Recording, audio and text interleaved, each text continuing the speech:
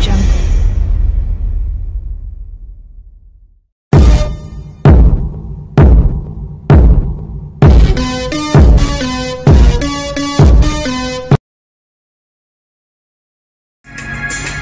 Est contraire à nos désirs, mais toutefois nous ne voulons que sa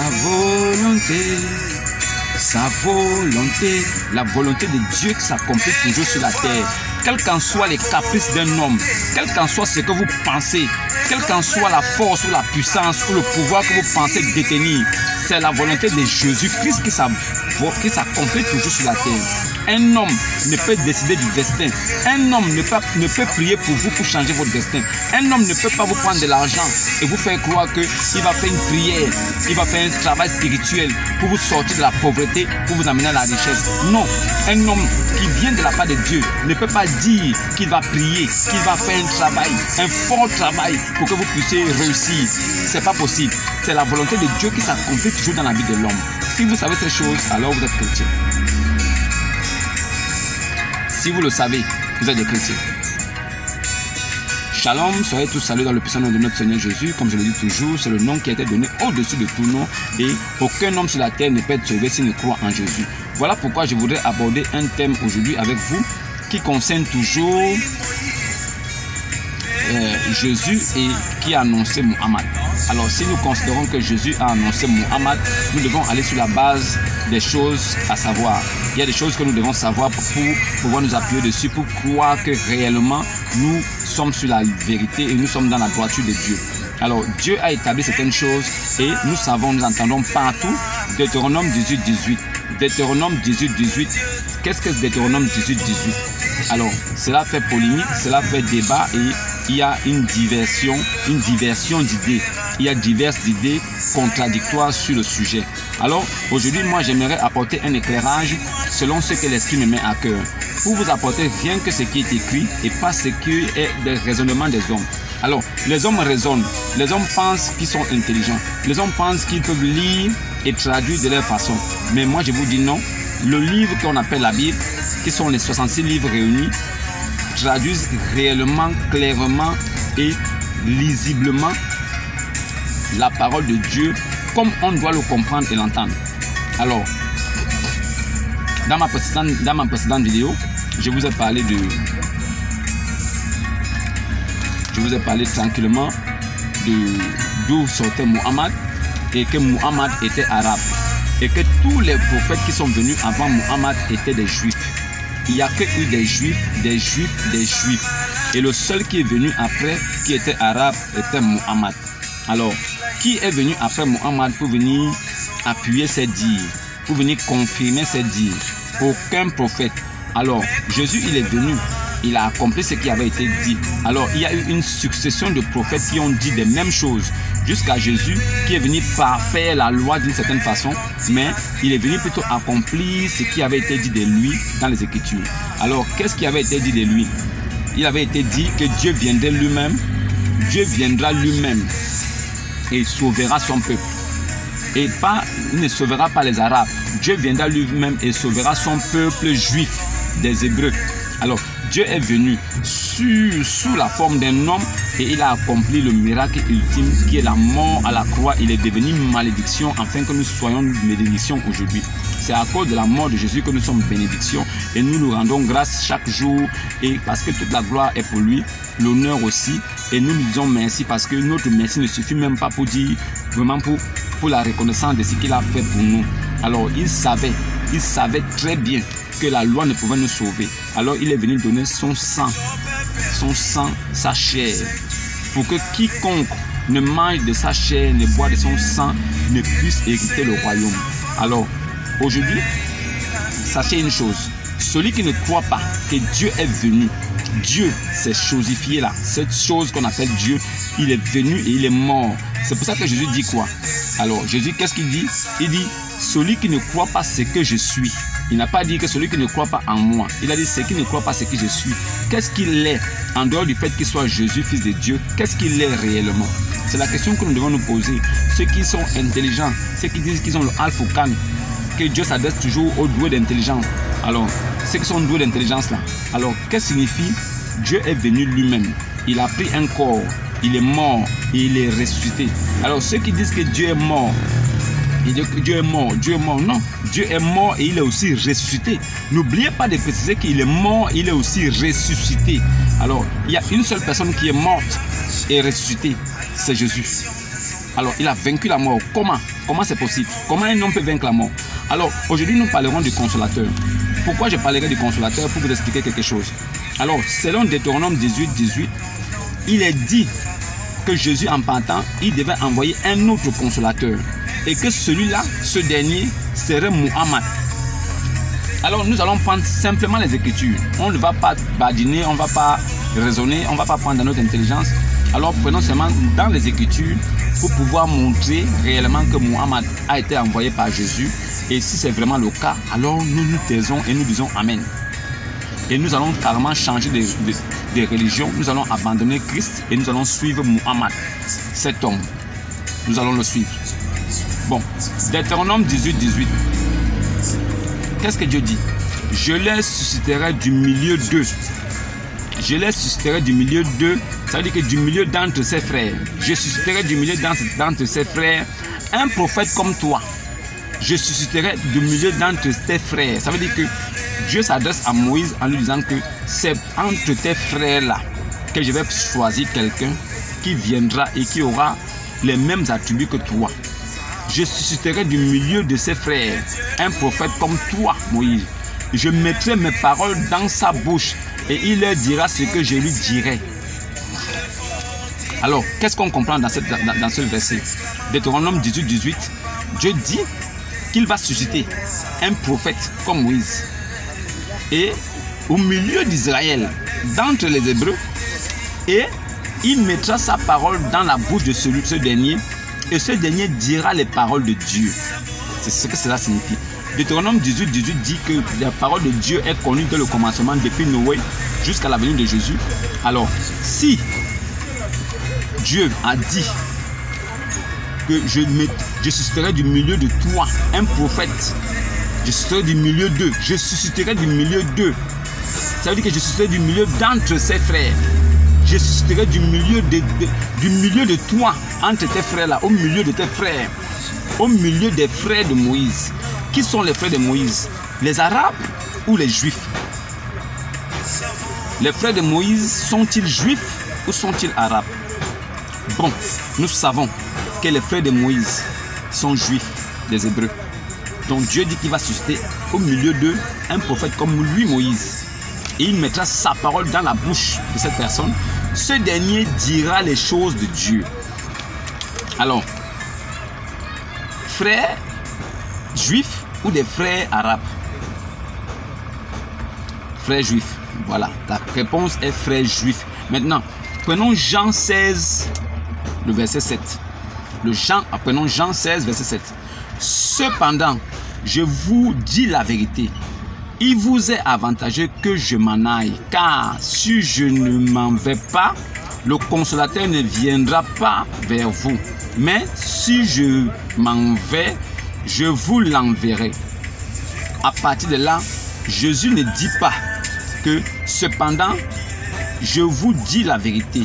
Il vous est avantageux que je m'en aille, car si je ne m'en vais pas, le consolateur ne viendra pas vers vous.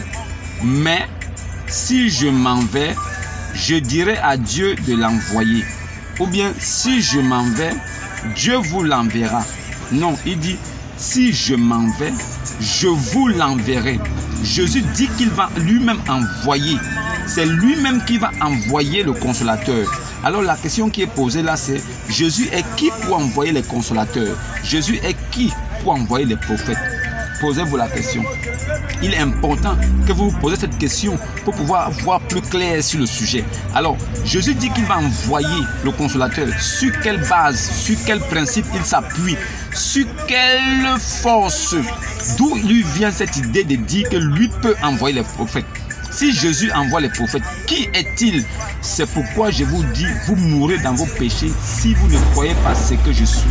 Si vous ne croyez pas ce que je suis, vous mourrez dans vos péchés. Jésus qui dit, je vous l'enverrai. Donc c'est Jésus qui envoie le prophète. C'est Jésus qui envoie les prophètes. Jésus sous la forme Esprit Saint envoie les prophètes. Mais Jésus sous la forme homme, il dit des choses que l'Esprit lui demande de dire. Mais ces choses sont certifiées. Ces choses sont dites par l'Esprit Saint qui est en lui. Jésus homme, ayant l'Esprit de Dieu en lui, l'Esprit Christ, l'Esprit éternel en lui, il dit des choses que l'Esprit lui demande de dire. Il dit, le Père qui est en moi, c'est lui qui fait des œuvres. Alors les œuvres qui sont dites et faites sont faites par le Père qui est en Jésus homme. Esprit Christ éternel fait des choses, il fait des miracles. Alors, Jésus dit qu'il enverra des prophètes. Si je m'en vais, je vous l'enverrai. C'est Jésus qui envoie. C'est Jésus qui envoie le consolateur. Alors, si le consolateur vient, de quoi parlera le consolateur? Si le consolateur vient de la part de Jésus, viendra-t-il dire des choses qui sont différentes de ce que Jésus a dit? Alors, si tu viens de la part de ton chef, tu viens de la part de ton directeur, tu diras les choses que ton directeur t'a demandé de dire. Tu ne diras pas autre chose. Alors, sur cette base-là, nous voyons toujours clairement que c'est Jésus qui dit qu'il doit partir et qu'il est avantageux pour les disciples qui s'en aillent, parce que s'il s'en va, il enverra le consolateur. Alors, le consolateur viendra à eux et c'est lui, Jésus, qui va l'envoyer. D'accord, c'est compris. C'est dans Jean 16, le verset 17. Maintenant, dans Jean 15, verset 26, quand sera venu le consolateur?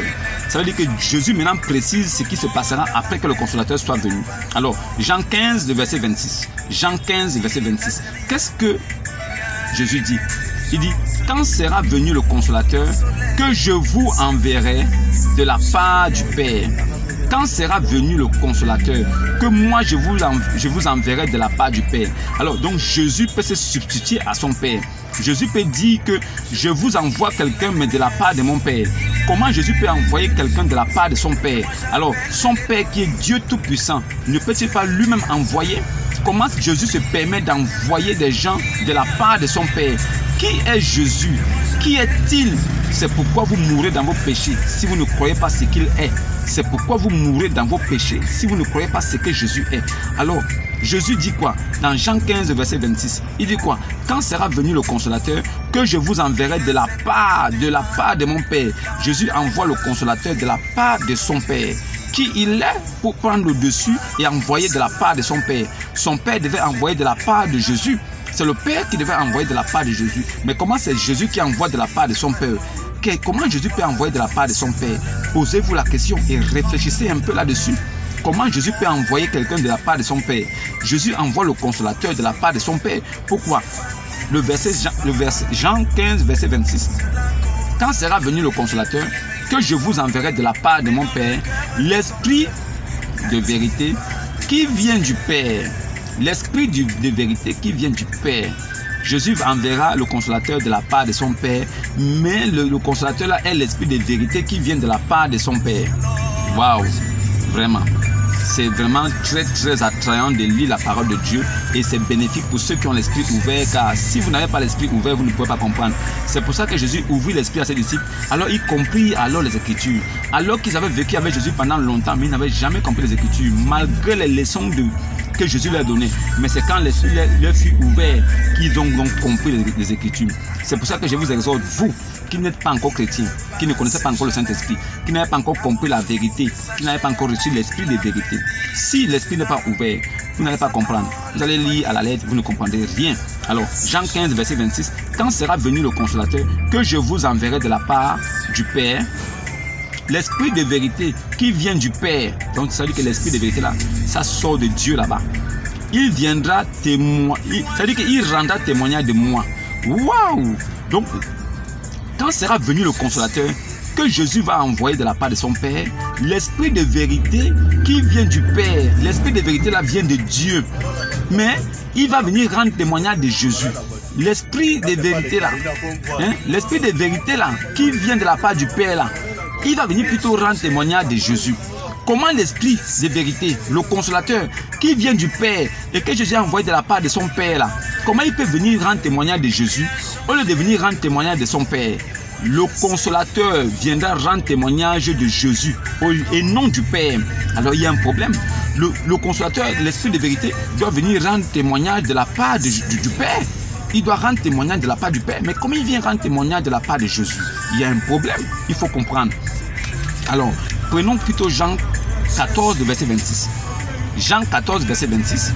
Mais le consolateur, l'Esprit Saint, donc le consolateur là, il est l'Esprit Saint, il est l'Esprit de vérité, il est le consolateur, il est le conseiller, il est le Père éternel, il est le Dieu Tout-Puissant, il est le Christ, il est le Messie.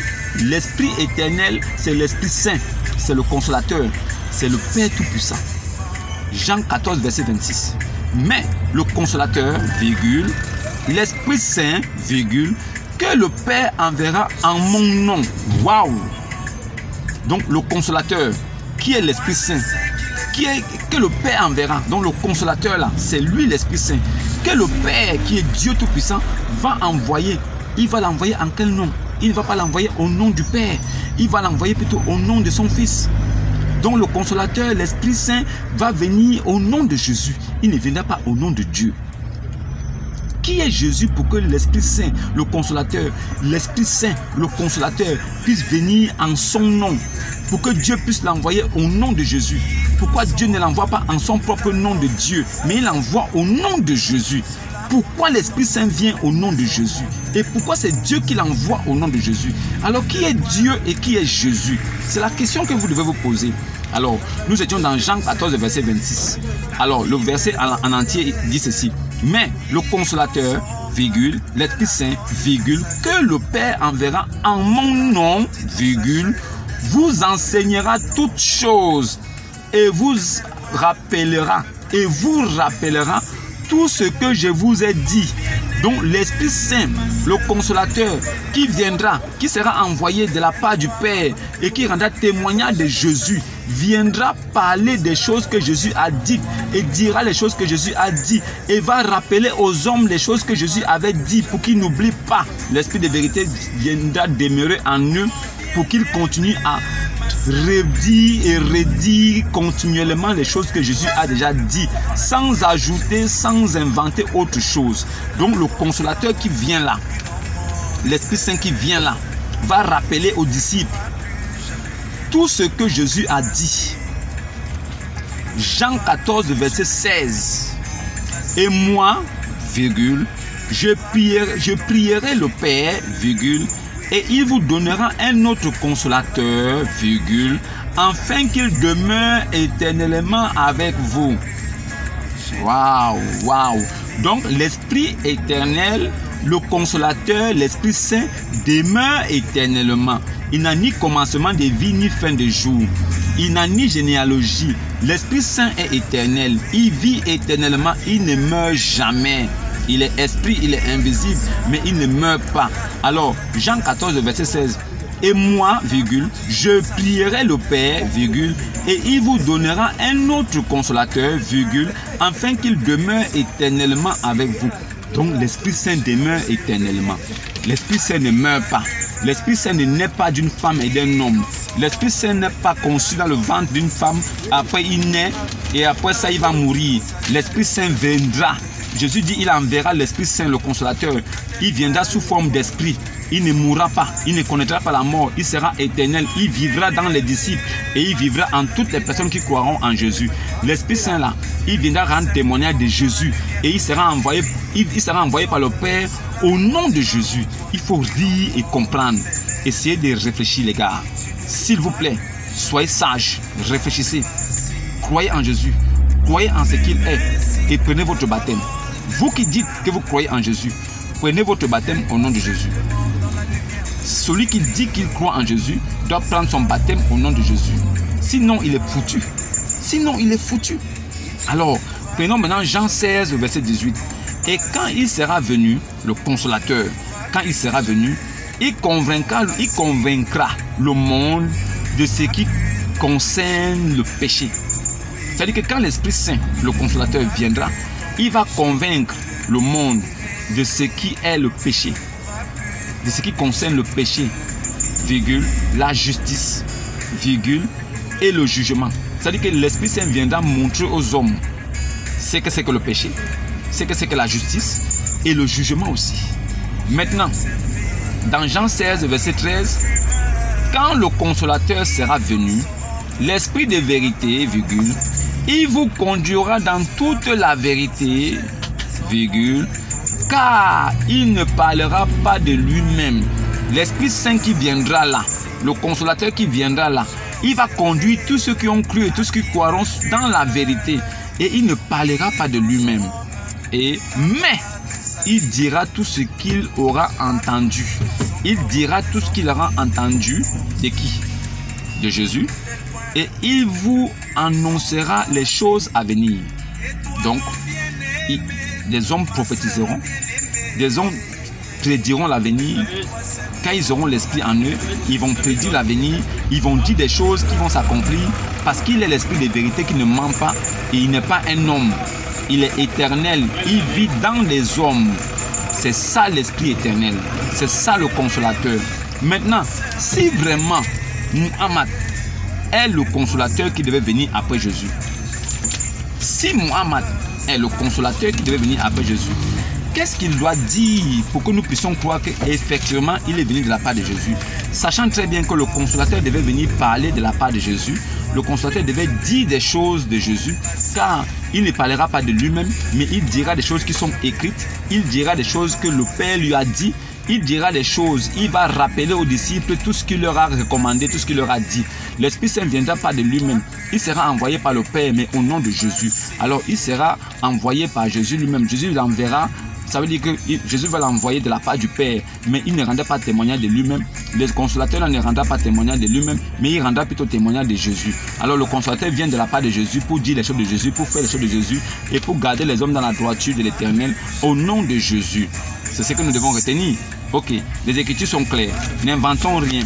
Alors, on va demander maintenant à Jésus, le consolateur que tu devais envoyer là. Selon certaines religions, selon certaines personnes, ils disent que ce consolateur-là, c'est Muhammad. Non, ce n'est même pas son nom. C'est Abu al-Qasim. Abu al-Qasim est un homme. Il est né d'un père dont le nom c'est Abdallah. Abdallah, c'est le père de Muhammad. Abdallah signifie esclave de Allah. Alors, il est né d'un père et d'une mère. Son grand-père s'appelait Moutalib. Son grand-père s'appelait Al-Moutalib et son père s'appelait Abdallah. Donc, il est né d'un père et d'une mère. Mais s'il est vraiment le consolateur et l'esprit de vérité, il doit savoir là où il va. Il doit dire des choses que Jésus-Christ lui a dit. Il doit répéter les mêmes choses que Jésus lui a dit. Alors, on va interroger le Coran pour savoir si vraiment Muhammad est venu de la part de Jésus. Si c'est vraiment Jésus qui a envoyé Muhammad, alors nous prenons la sourate 46 verset 9. Sourate 46 verset 9. Alors, Allah lui demande de parler. Dis, Kun, je ne suis pas une innovation en matière de prophètes. Ça veut dire que je ne suis pas une innovation en ce qui concerne les prophètes. Je ne suis pas différent de ceux qui sont venus avant moi. Voilà. Je ne suis pas une innovation en matière de messagers. Et je ne sais pas ce que l'on fera de moi. Je ne sais pas ce que l'on fera de moi ni de vous qui me suivez. Voilà le consolateur qui est venu de la part de Jésus, qui doit enseigner les hommes, qui doit enseigner les disciples dans la vérité, qui ne parlera pas de lui-même, mais qui parlera de celui qui l'a envoyé, qui rendra témoignage de Jésus. Il dit qu'il ne sait pas ce que l'on fera de lui, ni de ceux qui le suivent. Alors Jésus a dit qu'il va conduire les disciples dans la vérité et il ne parlera pas de lui-même. Il rendra témoignage de Jésus. Mais lui ici, il ne rend témoignage de personne. Il dit qu'il ne sait pas là où il va, ni de ceux qui le suivent. Alors celui-là, il vient de Jésus. Ce consolateur-là, il vient de Jésus. C'est Jésus qui a envoyé ce consolateur qui ne sait pas là où il va. Vous êtes sûr de ça? Prenons la sourate 72, verset 21. Sourate 72, verset 21. Kun, je ne possède aucun moyen pour vous conduire dans le bon chemin. Quelqu'un qui vient de la part de l'esprit de vérité, du consolateur, qui les conduira dans la vérité, dans la droiture, qui dira toujours les choses de Dieu pour que les hommes soient affermis et que les hommes marchent ça veut dire que dans la lumière de Dieu. Il dit, il ne possède aucun moyen pour les mettre sur le bon chemin. C'est-à-dire, il ne possède aucun moyen pour les conduire dans le bon chemin, ni pour les faire du mal. Il est donc le consolateur de quoi? Il est venu de la part de qui pour ne pas savoir là où il va? Il est venu de la part de qui pour ne pas savoir ce que l'on fera de ceux qui le suivent? Il est venu de la part de qui? Comment est-ce que le consolateur qui vient de la part de Jésus peut dire des choses pareilles, peut être égaré à ce point? Comment tu peux venir de la part de Jésus et tu es égaré à ce point? Ça, c'est un détail. Maintenant, prenons la sourate 6, verset 104. Certes, il vous est parvenu des preuves, évidentes de la part de votre Seigneur. Virgule. Quiconque voit clair, c'est à son avantage. Quiconque voit clair, ça n'engage que lui. Et quiconque reste aveugle, c'est à son détriment. Virgule. Je ne suis nullement chargé de votre sauvegarde. Waouh! Muhammad, tu es le consolateur. Tu es venu pour conduire les hommes dans la vérité. Tu dis quiconque voit clair, c'est à son avantage. Quiconque aussi reste aveugle, c'est à son détriment. Tu n'es nullement chargé de les sauvegarde. Maintenant, toi, étant Esprit Saint, Muhammad, comment tu ne peux pas conduire les hommes dans la vérité? Tu n'es pas l'esprit de vérité. Tu ne sais ni où tu vas. Tu ne sais ni tu conduis le peuple. Mais toi-même aussi, tu n'as même pas le pouvoir de les sauver, ni de les guider, ni de les faire du mal.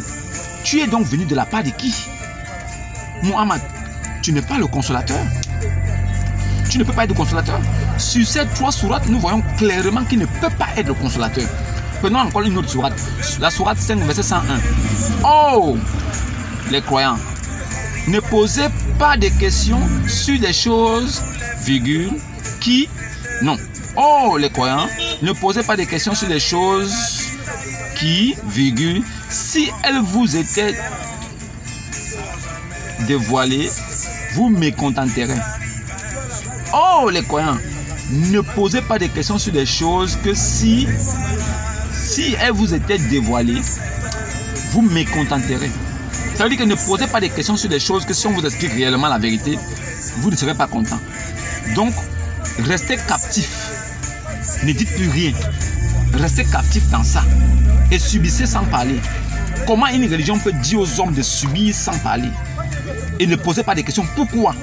Mais si tu as l'esprit de vérité qui est Muhammad, tu dois dire la vérité.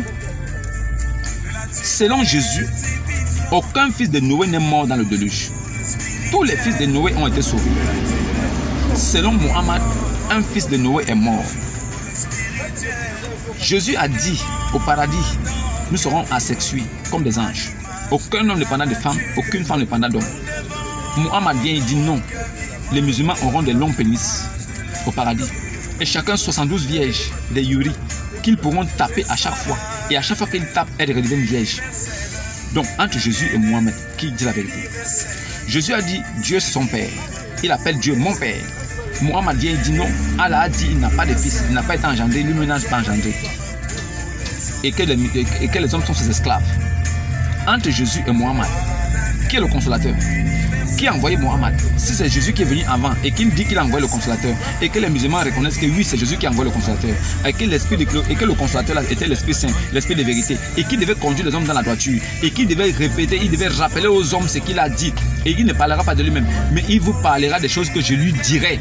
Alors, si le consolateur vient parler des choses de Jésus, comment est-ce que Mohammed peut venir confondre et dire que tout ce que Jésus a dit était faux? Dans les propos de Mohammed, on se rend compte que ce que Jésus a dit est faux. C'est faux. Jésus a dit, ceux qui croiront en toutes les langues, vous pouvez l'adorer, vous pouvez le prier. Mohammed vient, il dit non, c'est en arabe. Il n'y a qu'en arabe qu'on doit le prier. Alors, ce Dieu qui a créé toutes les langues du monde, donc il n'y a que l'arabe qui l'écoute. Lui qui est créateur de toutes choses, il n'y a que la langue qui l'écoute. Donc il n'y a que l'arabe. À part l'arabe, il n'écoute rien. Quel est ce Dieu qui est venu, qui a dit que le vin est une bonne chose? Melchizedek lui-même, il a offert du vin et du pain à Abraham, après qu'Abraham lui a remis la dîme de toutes choses. Donc le vin est un péché, puisque Allah dit que éloignez-vous du vin. L'alcool et les jeux au hasard sont des œuvres du diable. Éloignez-vous-en. Ça veut dire que Mohammed dit que Jésus-Christ est menteur et pécheur. Pourquoi? Parce que Jésus a, dans une noce, il a changé l'eau en vin. Ça veut dire que si le vin était un péché, Jésus a péché et Dieu a péché. Et Mohammed est venu dire non. Le vin est un péché. Et ce n'est même pas l'œuvre de Dieu, ce n'est pas son œuvre. Mohammed dit que le vin n'est pas l'œuvre de Allah, c'est l'œuvre du diable. C'est-à-dire que Allah a créé toutes choses, mais le vin, c'est pas lui qui a créé ça. C'est plutôt le Satan qui a créé le vin. C'est Iblis qui crée le vin. C'est-à-dire que Satan est aussi créateur, puisqu'il a créé le vin. Comment Jésus peut venir dire qu'il faut croire en moi pour être sauvé? Mohammed vient dire non, il faut croire en Allah et en lui. Est-ce que c'est le consolateur? Mohammed se réclame d'un autre Dieu, mais pas de Jésus. Ne prenez pas les choses de la Bible et vous mélangez avec les choses des Arabes. Les choses des Juifs ne concernent pas les Arabes. Ne mélangez pas les choses des Juifs avec les choses des Arabes. Ce n'est pas possible. Quel est ce Dieu qui confond Marie, sœur d'Aaron, à Marie, mère de Jésus? Quel est ce Dieu qui confond le nom du papa d'Abraham, Terach, et Allah vient dire qu'il s'appelle Hazar? Entre Jésus et Mohammed, qui dit la vérité entre les deux? Qui dit la vérité? Il faut que l'on sache. S'il est le consolateur, il doit venir dire les choses que Jésus a dites. Puisque Jésus a dit que le consolateur viendra dire les choses que lui il a dit. Alors si Mohammed vient dire des choses que lui Jésus n'a pas dit, alors qui est le consolateur? Est-ce que Mohammed peut être le consolateur? C'est moi qui vous pose la question. Est-ce que Mohammed peut être le consolateur? Si nous prenons seulement la vie de Mohammed, est-ce qu'il peut être le consolateur? Jésus a dit il faut croire en moi et prendre son baptême pour être sauvé. Mohammed vient et dit non. La femme qui lui réserve ce qui est entre ses jambes, son vagin, et c'est entre ses lèvres, la bouche, la langue pour qu'il puisse s'embrasser pendant qu'il couche avec elle, il lui garantit le paradis. Vous croyez que c'est sérieux ça? Est-ce que vous croyez que c'est sérieux? Jésus a dit il faut croire en lui et prendre son baptême. C'est suffisant. Mais moi, on m'a dit il faut lui donner. Il frappe. Elle c'est fini. Tu iras au paradis. Il dit aussi que ceux qui posent des bombes et qui les éclatent au nom de Allah, ils iront au paradis aussi. Il dit aussi que les hommes peuvent prendre des prostituées pour 3 jours. On appelle ça le mouta. Donc, un musulman peut prendre une prostituée, il peut la louer. Lui vient, il dit que les musulmans peuvent louer ces services, des services sexuels des prostituées pour 3 jours. Et que Dieu a rendu ça, non pas Dieu, que Allah a rendu ça licite. Ça veut dire que ce que Dieu a interdit, que Dieu traite d'abomination, de prostitution, d'adultère, ce que Jésus a traité d'adultère, Mohammed vient, il dit non, c'est permis, vous pouvez le faire. Parce que Allah a rendu ça licite. Jésus a dit, les démons et Satan ont été créés pour le mal, pour le jour du malheur, et ils iront en enfer. Parce que pour le moment, les démons et Satan ne sont pas en enfer. Ils sont en balade dans la vie. Ils sont dans le monde. Maintenant, Jésus a dit, ils ont été créés pour faire le mal, et après ils iront en enfer. Le Coran vient, il dit non. Il dit non. Lui dit non.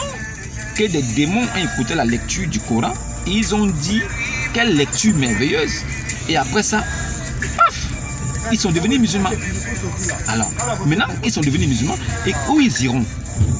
Ça veut dire que si un démon devient musulman, où il va partir? C'est la question. Un démon qui devient musulman, il ira tranquillement au paradis. Il ira au paradis avec qui? Avec vous? Alors, en ce qui concerne le consolateur, nous voyons aisément qu'il y a une contradiction des propos de Jésus et des propos de Al-Qasim. Ce que Al-Qasim a dit et ce que Jésus a dit sont contradictoires. Alors, ça ne peut pas être Jésus qui l'a envoyé. Voilà, ça veut dire qu'il faut chercher une autre thèse, il faut chercher un autre argument, il faut chercher une autre base sur laquelle s'appuyer, un autre appui dans un autre livre. Mais dans les 66 livres révélés, je ne crois pas que nous puissions dire aisément que le consolateur qui est venu après Jésus soit Mohammed. Je ne crois pas. Et vous-même, vous confirmez avec moi que ce n'est pas possible. Voilà, je tenais à faire cette vidéo pour que vous sachiez, verset biblique à l'appui et verset coranique à l'appui, pour vous montrer que le consolateur qui venait de la part de Jésus savait ce qu'il devait dire, il savait où il allait. Mais dans le cas de Mohammed, il ne savait pas ce qu'il devait dire, il ne savait pas là où il allait, il ne savait pas là où il conduisait le peuple, mais il dit qu'il est venu. Mais les musulmans d'aujourd'hui l'attribuent au consolateur. Ce n'est pas lui, ça ne sera jamais lui. Alors, ceux qui ont suivi, c'est une bonne chose. Continuez de liker, de partager, abonnez-vous. pour que la vérité arrive jusqu'aux extrémités de la terre et que la vérité qui est la lumière repousse encore les ténèbres davantage et pour que la gloire revienne seulement en Jésus parce que c'est lui le vrai Dieu tout-puissant et la vie éternelle. Alors celui qui a cru en Jésus, il est déjà sauvé, il prend son baptême, il obtient un salut éternel et il ira au paradis. Par contre, si vous ne croyez pas en Jésus, si vous ne croyez pas en ce qu'il est, ça n'engage que vous. Je ne suis pas là pour vous convaincre, mais je suis seulement là pour vous apporter la vérité de Dieu et que cela parvienne à vos oreilles pour que vous ne dites pas au jour dernier que vous n'avez pas entendu la vérité de Dieu. Voilà. Donc partagez, laissez vos avis en commentaire. Shalom et à demain.